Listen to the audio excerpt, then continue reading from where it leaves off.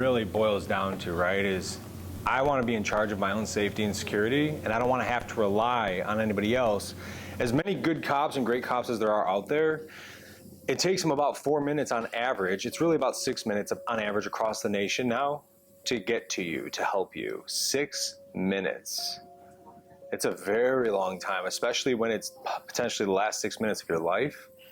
And so all that's done, I'll tell you guys a quick story here. Because I don't tell this one in the class normally. And there's a guy coming from the city, and so we're gonna wait for him, and then we're waiting for 2 other people. One guy might be a couple minutes late though, but we're not gonna wait too long for him before we kick it off. No matter what, we'll get out of here on time today. Point is that a really good buddy of mine's a cop down in Austin, Texas. He's a very high-ranking officer.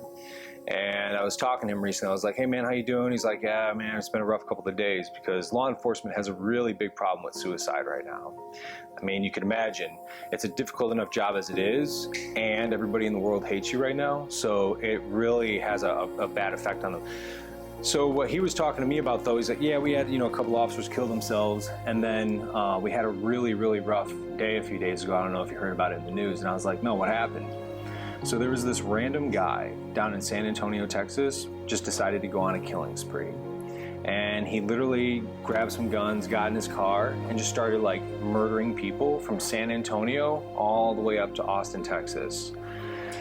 The way that the Austin Police Department found out about all this was that they got a 911 phone call from a man who was frantic. And he was at work, and his security cameras picked up some dude he never met before in his life, never seen, is trying to kick in the front door of his home. And his wife and his 12-year-old daughter, who had cerebral palsy, were both at home. And so she's like wheelchair bound, and she had a very severe case of cerebral palsy. And the husband was like, he's like, I need you guys to get there now. This guy has a gun in his hand, and he looks like a lunatic, and we don't know who he is. My wife is screaming, and he's seeing it on like his home security camera, and he could hear on the home security camera. And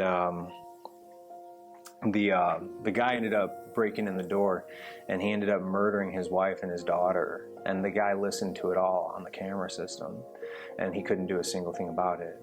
And then by the time the police got there, they were already dead, and he had actually ambushed those cops and shot both those cops when they showed up. The cops ended up surviving.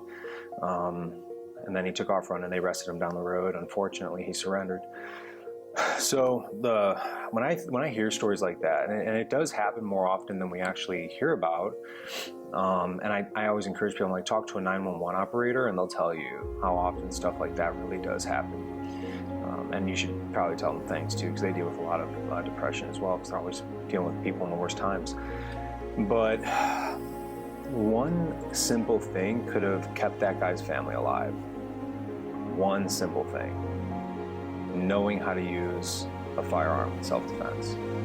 If they would have just had the knowledge and the tool, combine that, it becomes a skill, and they could still be here. But now think of all, like, that man's life is ruined.